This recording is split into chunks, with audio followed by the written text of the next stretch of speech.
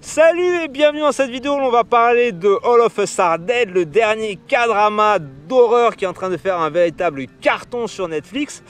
Mais avant de commencer, déjà attention, spoiler, je vais parler de pas mal de trucs qui se passent dans la série, y compris sur la fin. Et deux annonces. Premièrement, le grand classique, si vous aimez la vidéo, lâchez-moi le petit like et inscrivez-vous au canal. Et puis le tout nouveau, j'ai fait un Tipeee. Donc si vous voulez me payer une bière, faites-vous plaisir, mais ne vous attendez pas à du contenu inédit, parce que je suis une grosse feignasse. Par contre, je vous garantis que vous aurez vraiment ma reconnaissance éternelle. Ceci étant dit, All of Us Are Dead est une série coréenne adaptée d'un webtoon et dans laquelle on accompagne des groupes de survivants qui vont essayer de s'en sortir au milieu d'une épidémie zombie qui explose dans une petite ville sud-coréenne.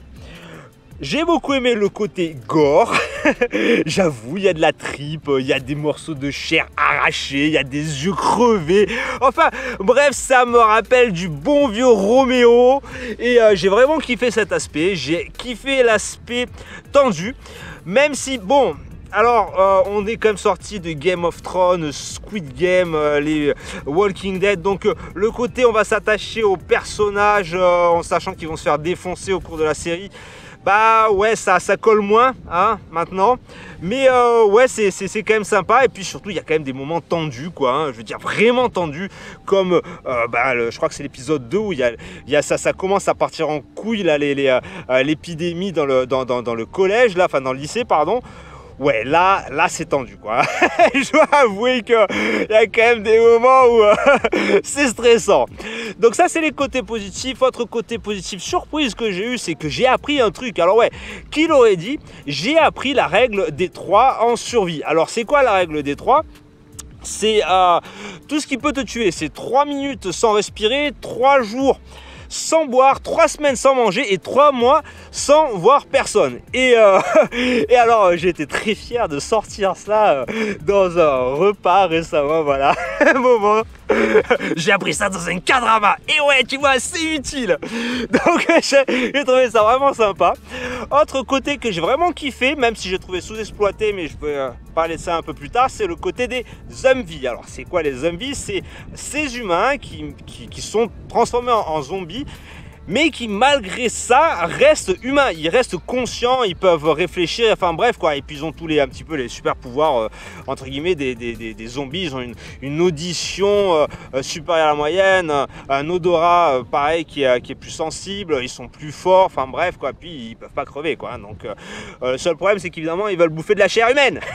C'est un petit peu ennuyeux, mais bref quoi, j'ai trouvé l'idée sympa, c'est une idée que j'aurais vraiment aimé voir dans The Walking Dead là, quand ils sont arrivés avec les murmureurs, enfin je sais pas si c'est le terme en français, en anglais c'est les whisperers là, c'est les derniers là qui sont arrivés quoi, et qui en fait bon sur The Walking Dead j'étais super excité quand ils ont commencé à introduire l'idée, puis en fait j'étais super déçu qu'en fait c'est devenu un truc super classique avec les mecs qui utilisent des masques quoi.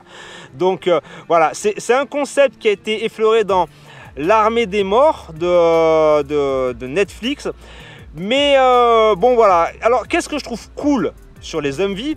Bah c'est le côté en fait, t'as un organisme qui est presque la parfaite machine à tuer quoi. Ça rappelle un petit peu ce qu'on avait avec le xénomorphe dans Alien. Le mec il est increvable, il veut juste te bouffer, il est plus fort, il est meilleur que toi en tout et en plus il est pratiquement increvable quoi. Donc en plus si maintenant il commence à réfléchir, dire c'est hallucinant quoi, c'est là t'as vraiment de quoi te chier dans le froc. Autre chose, ça ouvre la porte à quand même pas mal de dilemmes. Par exemple, bah voilà, le mec c'est un Humvee mais il est toujours amoureux de la nana qui voilà, bah elle c'est pas une Humvee et puis la nana elle est amoureuse d'un troisième mec. Bon bah comment la nana elle pourra réagir? Ah ouais non, je vais pas être amoureuse de toi parce que toi t'es un mort vivant, tu peux vouloir me bouffer à tout moment. Toi tu dis ah ouais mais si c'est à cause de lui alors voilà, tu pètes un plomb, tu bouffes le mec, ou alors tu la transformes en Humvee aussi, enfin ou en zombie, tu vois. Ça aurait été vraiment un concept qui serait sympa d'exploiter, ou par exemple faire des bergers de zombies, enfin je sais pas, il y a vraiment pas mal de possibilités à explorer, mais bon dans la série et puis en général dans toutes les séries et tous les films de zombies c'est très peu exploité. Maintenant les Humvee, comme je vous disais, j'ai trouvé qu'ils n'avaient pas été assez utilisés. Alors qu'est-ce que je veux dire par ça? Eh bien, c'est que par exemple, Namra, basiquement, le moment où elle se transforme en Humvee, les zombies, ils peuvent plus rien lui faire, ils n'ont plus rien à foutre d'elle. Et donc, situation basique, c'est que les gars, qu'est-ce qu'ils font? Ils envoient Namra faire du bruit, elle attire tous les zombies hors des couloirs, etc. Et lui, il se barre. Voilà, c'est la fin. Terminé. Mieux, il se sauve. Namra, elle va voir les autorités. Les autorités découvrent qu'ils peuvent utiliser les Humvee à bon escient en fait, pour les aider à contrôler les autres morts-vivants. Et tout le monde est content. Non, au lieu de ça, il te prolonge la série d'au moins 4 ou 5 épisodes supplémentaires pour rien, quoi. Pour rien, parce que Namra, il l'utilise pour rien, quoi.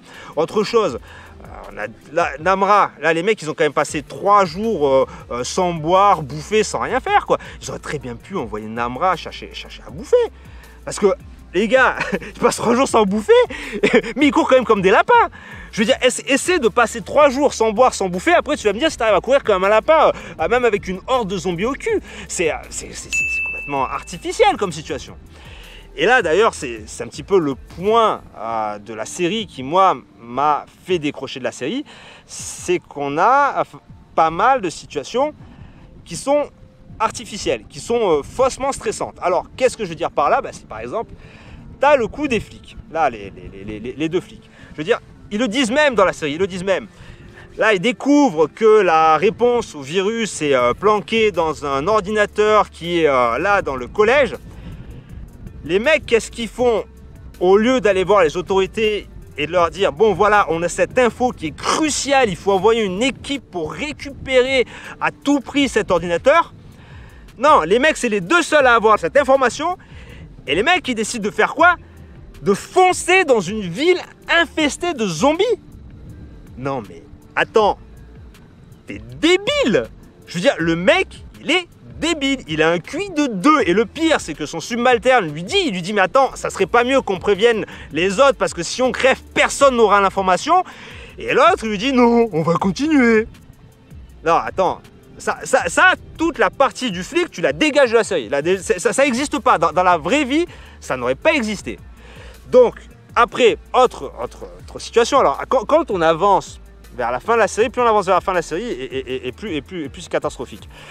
T'as, à la fin, là, quand ils sont sur le court de tennis.